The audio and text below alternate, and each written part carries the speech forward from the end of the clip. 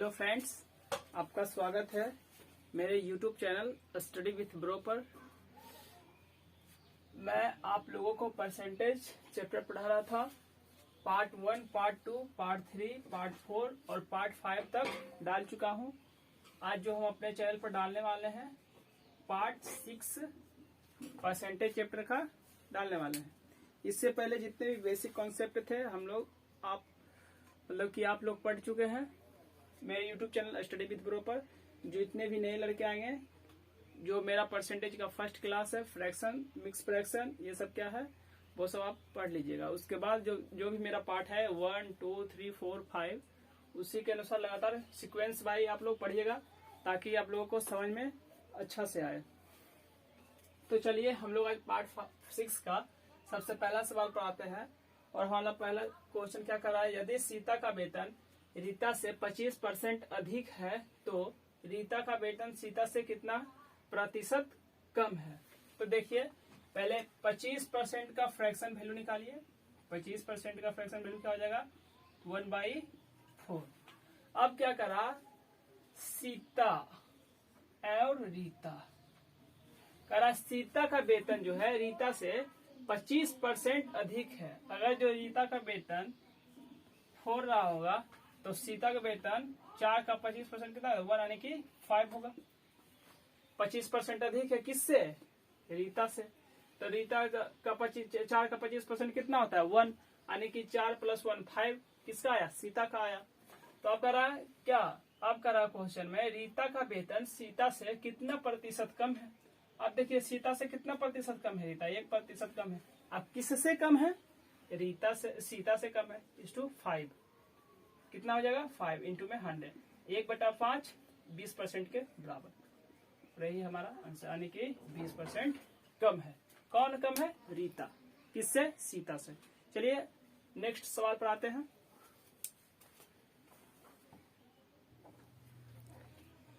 तो चलिए आज का जो दूसरा सवाल है पहले आप लोग करिए, उसके बाद हम बताते हैं।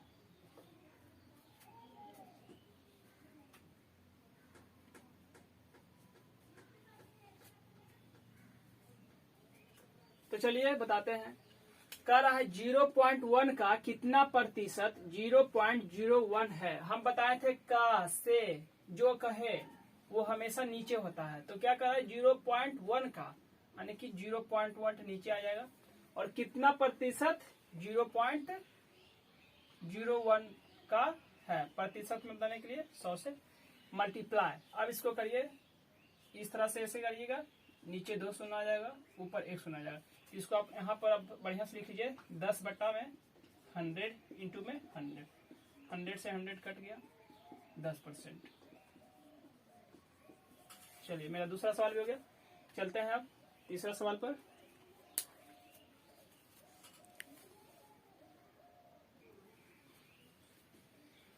तो चलिए आज हमारा तीसरा सवाल क्या कर रहा है, पहला दूसरा हो चुका है।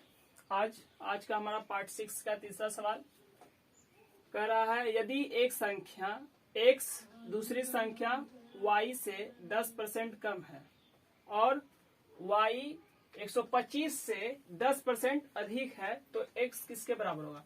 तो चलिए पहले हम लोग y जान लेते हैं, y निकाल लेते हैं, उसके बाद x आसानी से आ जाएगा। क्या, क्योंकि x जो पूछेगा वो y से 10% कम रहेगा और वही हमारा x का वैल्यू भी रहेगा। तो चलिए हम लोग पहले जानते हैं y क्या। y का रहा है 125 से 10% अधिक है y।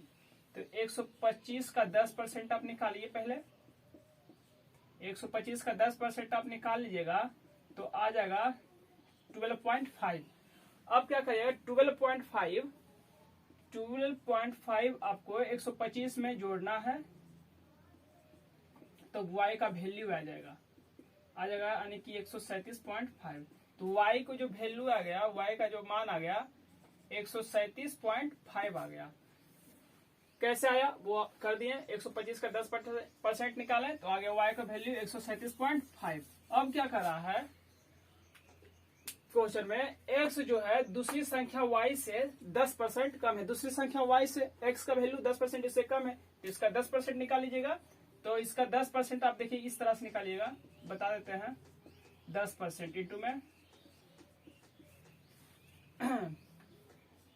यहाँ करिएगा 1 शून्य से 1 शून्य करें, यानी कि 13.75।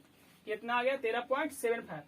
अब x का वैल्यू निकालने के लिए आप इसको y के वैल्यू में घटा दीजिएगा 13.75, तो जो भी आएगा वो x का वैल्यू हो जाएगा।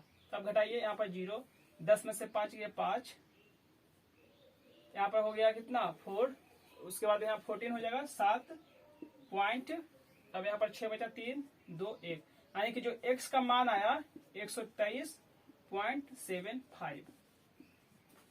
यही हमारा आंसर होगा, क्योंकि x का ही वैल्यू पूछ रहा था। देखिए तो x का किसके बराबर होगा? तो x किसके बराबर? 123.75 के बराबर होगा। तो चलिए नेक्स्ट क्वेश्चन पर आते हैं।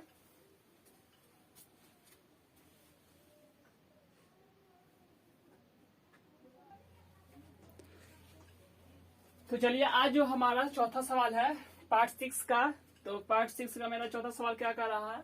10,000 का 33 सही 1/3% का 0.15% कितना होगा? 10,000 का, तो 10,000 इंटू में 33 सही 1/3 का जो फ्रैक्शन वैल्यू हम बताए थे आपको, आप लोगों को 1/3। अब इंटू में कितना परसेंट का? 0.15%। इसको 15 लिखते हैं और नीचे में 4 जीरो। कैसे आया? देखिए पॉइंट हटाइएगा तो 2 जीरो इसके बदले आया, पॉइंट के बदले, और परसेंटेज के बदले 2 जीरो, तो कितना आ गया? 4 जीरो। अब देखिए 4 जीरो से 4 जीरो कट गया, 4 जीरो से 4 जीरो कट गया। अब 5 तिहाई 3 पचे 15। Your answer should be 5 is the right answer. चलिए नेक्स्ट पर आते हैं।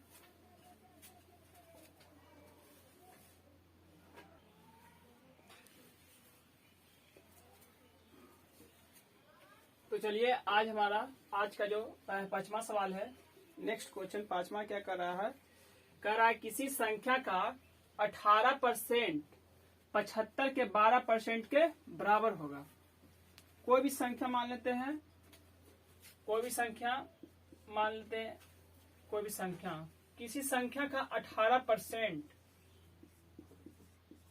75 के 12% का वैल्यू कैसे निकालिएगा? देखिए 4% का वैल्यू कितना होता है? 1 बट्टा फ्रैक्शन वैल्यू क्या होता है? 1/25। तो कितना निकालना है? 12% का फ्रैक्शन वैल्यू निकालना है। अब देखिए इसका ये 3 गुना है, तो आप इसका 3 गुना करिए, यानी कि 3/25।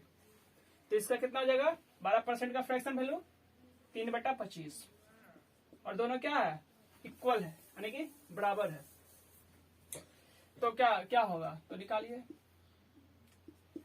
हो जाएगा 75 इंटू में 3 इंटू में 100 बाई 18/25। अब इसको काट लीजिए, 25 तिहाई 75 और 3 तिहाई 9 दूनी 18 और 2 50, यानी कि 50 दूनी 100। तो n बराबर जो संख्या हो गया, हमारी संख्या क्या आ गया? 50। यही हमारा उत्तर है। तो चलिए 5वां सवाल भी खत्म हुआ। मिलते हैं नेक्स्ट सवाल में 6।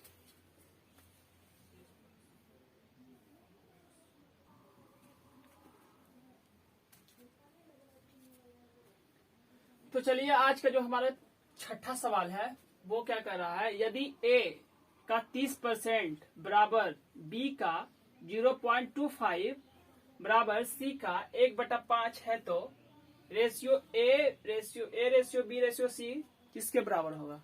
तो चलिए हम लोग पहले निकाल लेते हैं। a का 30%, यानी a का 30% बराबर b का 25/100 बराबर c का 1/5। अब देखिए रेशियो में निकालने के लिए देखिए पहले बेस हम लोगों का इक्वल नहीं है, पहले बेस इक्वल कर लेते हैं, ताकि बेस कट जाने पर हम लोग को जो बचेगा वो आसानी से रेशियो में निकल जाएगा। तो हम लोग पहले देखिए सब जगह बेस 100 है, यहाँ भी हम बेस 100 बनाना चाहते हैं ताकि बेस सब कट जाए आपस में। तो यहाँ पर बेस हमको इक्वल बनाने के लिए 20 से मल्टीप्लाई करते हैं, नीचे 20 से मल्टीप्लाई, तो ऊपर में 20 से मल्टीप्लाई करना पड़ेगा। तो क्या हो जाएगा? ये देखिए फिर अब कट जाएगा, 20 बचे कितना हो जाएगा? 100 कट गया, बेस सभी कट गया। अब इसको भी काट लीजिए, 5 छक 30, 5 पचे 25 और 5 चौक 20, यानी कि 6A बराबर में 5B बराबर में 4C। इसका चर्चा हम रेशियो का चर्चा हम पिछले क्लास पार्ट 5 में कर चुके हैं बढ़िया से। कैसे यहाँ पर से एलसीएम लेते हैं या फिर कैसे इसको ढक करके ए का मान निकालते हैं, बी का मान निकालते हैं, सी का मान निकालते हैं, वो हम पहले ही क्लास में पार्ट 5 में बात कर चुके हैं अच्छी तरह से। वो हमारा वीडियो जाकर के देख लीजिए, या नहीं तो फिर हम जो रेशियो प्रोपोर्शनल पर आएंगे तब अच्छी तरह से जानेंगे। फिलहाल इसको जानते हैं। यहाँ पर एलसीएम आप लोग लीजिए, देखिए 6, 5 और 4 का एलसीएम लीजिए।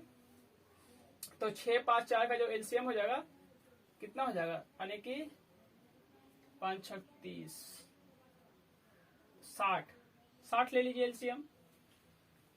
हाँ 60 ले लीजिए। तो 60 लीजिएगा तो देखिए यहाँ पर 60 रखिएगा तो कितना आ जाएगा, 12 25 60, 10 आ जाएगा। ए बराबर ए का मान 10 आ जाएगा। अब बी का मान निकालते हैं तो 12 25 60, 12 आ जाएगा। अब सी का मान निकालते हैं तो ये 15 आ गया। और क्या पूछ रहा था, A ratio B ratio C, तो यही हमारा आंसर हो गया 10 12 15। अब देखिए यहाँ पर 10 और 12 और 15 कैसे आया, हम लोग पहले ही क्लास में चर्चा कर चुके थे पार्ट 5 में कि एलसीएम कैसे लेते हैं, उसके बाद मल्टीप्लाई कैसे करते हैं, कैसे आता है, वो हम अगला ही क्लास में बात करेंगे। इसीलिए मेरा पार्ट 5 जरूर देखिएगा, उसके बाद पार्ट 6 देखिएगा ताकि समझ में आप लोगों को बेहतरीन से आए, अच्छा ढंग से आए। तो चलिए हमारा आज ये सेशन छठा क्वेश्चन समाप्त हुआ। फिर नेक्स्ट क्वेश्चन पर आते हैं हम लोग, क्वेश्चन नंबर 7 पर सॉरी।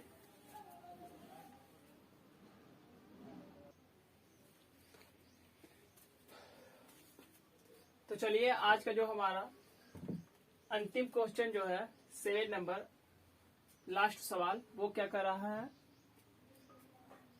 है, यदि ए का आय का 60% बी की आय का 75% के बराबर है, तो बी की आय ए की आय का आय के x% के बराबर है, तो x का मान ज्ञात करें।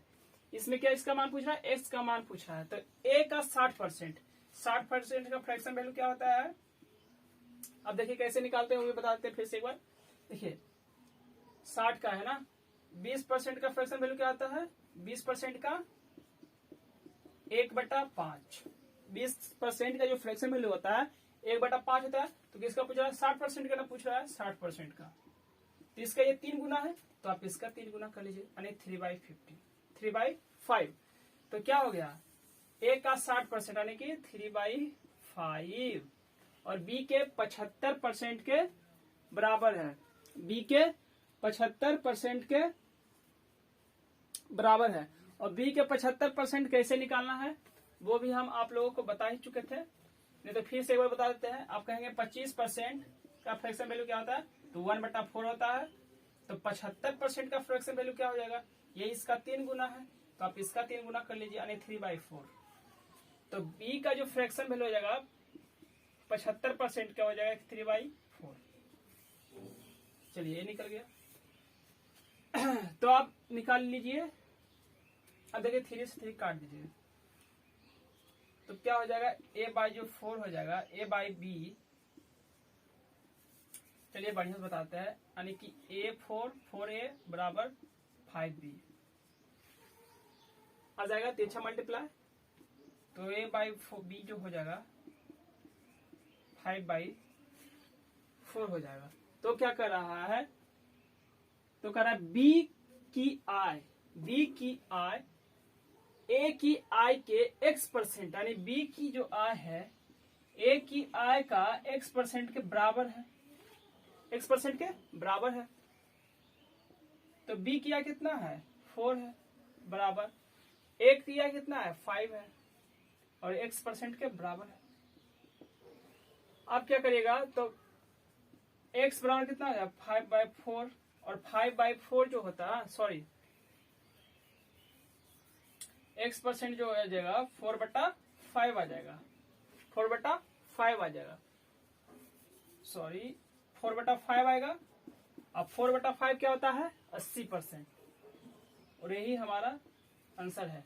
लेकिन एक तरीका और है, अब क्या कर रहा है, इसको एक तरीका और से हम लोग बना लेते हैं, ये बना लीजिएगा। तो अब डायरेक्ट निकालने के लिए आप लोग सीखिए, देखिए बी की आई का ए कितना है, तो ए का की है तो ए नीचे आएगा, और किससे बी की आई से, तो बी की आई कितना है 4 इंटू में 100। अब कितना 4/5 कितना परसेंट, 80% के बराबर होता है, और यही हमारा आंसर है 80%। तो चलिए हमारा आज का आखिरी और अंतिम सवाल था।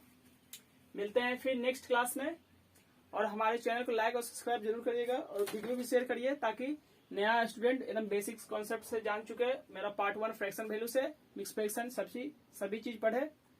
तो चलिए फिर मिलते हैं नेक्स्ट क्लास में।